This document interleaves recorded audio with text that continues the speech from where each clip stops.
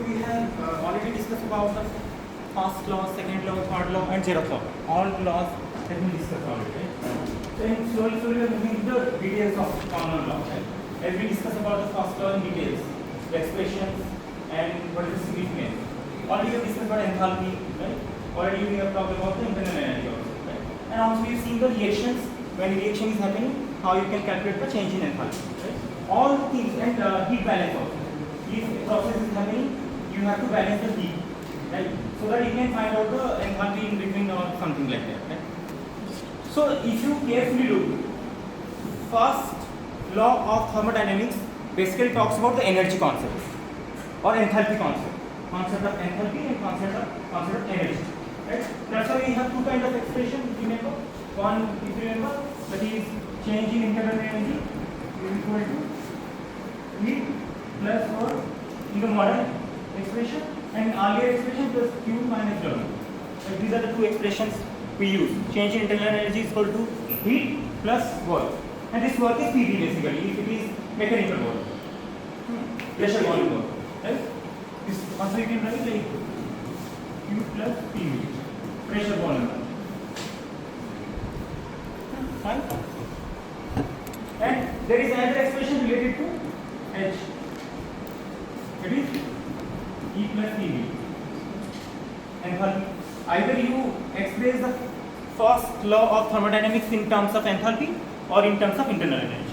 So this is in terms of internal energy, this is in terms of enthalpy. And also you see the when there is small change, what is the expression, when there is large change, what is the expression. Anyways, we already discussed all these things, right? We also discussed about the heat capacity also in detail. But now we are moving into the second law of thermodynamics. Already we have discussed it, right? But we'll go into the depth now, right?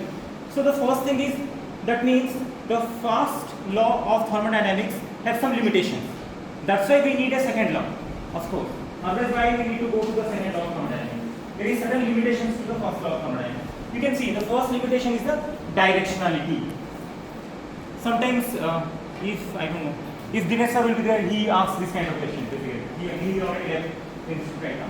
Anyways, he asks this kind of question in bio, right? Basically in thermodynamics, you have thermodynamics lab, right? He asks this kind of, what is mean by directionality, or what is the limitation of first law of thermodynamics?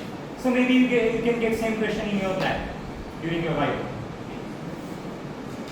See, basically, first law of thermodynamics talk about change in internal energy, change in enthalpy, and all, right? It talks about mostly energy concept or heat concept. Okay. But it is not saying in which direction a process will move or in which direction heat will flow. Right? Suppose, for example, you have furnace and you have one piece of steel, for example.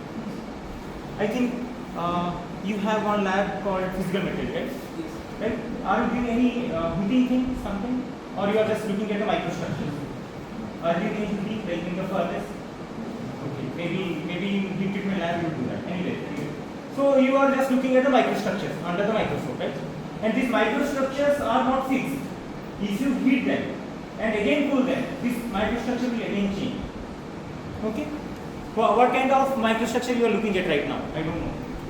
Perlites or what? Ferrite, perlite or what? Are you doing polishing and looking at the microstructure?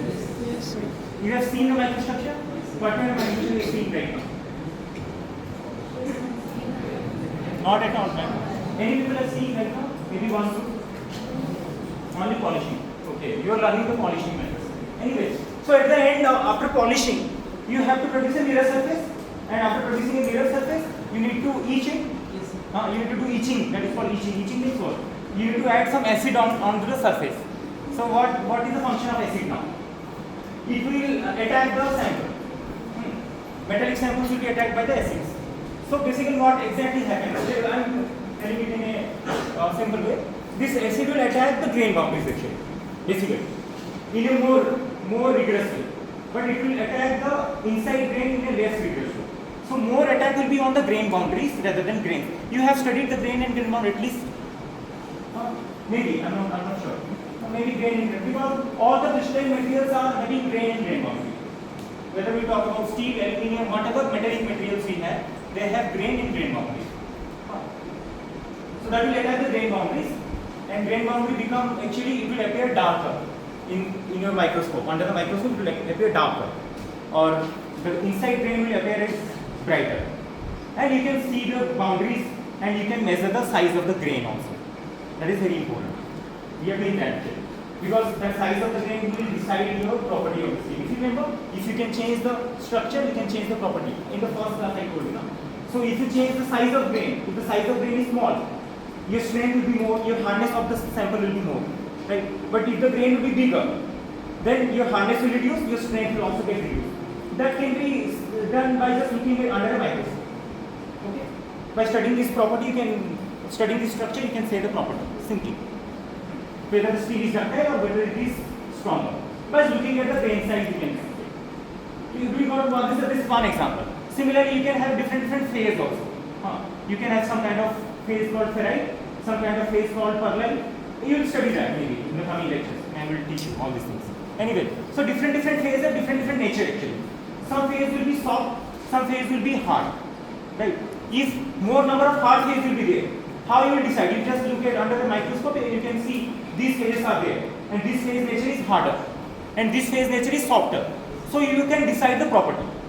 If amount of soft phase will be more, so it will be more ductile. It will behave more ductile. If the amount of harder phase will be more, your steel will act as more stronger. The strength will be more, hardness will be more. So by looking at under a microscope, you can decide the property. Just very interesting. Okay, I am moving. So why I am saying this, because see, you can have the same steel, but if you do some kind of heat treatment in the furnace, heat treatment means you have to heat it and you have to cool it. Right? Different rate of heating, different rate of cooling will give you different grain size and different phases also. You can change the size of grain, you can change the amount of phase, you can change the morphology, means shape of phase, you can also change the phase completely, one phase to another phase. So you can change the property.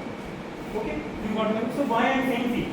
So you have that can be done by using a furnace, and those furnace available in our lab is called muffled furnace basically. I am not going into details, but anyway. So basically we people know what? Furnace will provide temperature, sample will be at room temperature, of course, because furnace will have some heating element which will provide the heat. So you people know that heat will flow from furnace to sample. Of course, if you put the screen here now,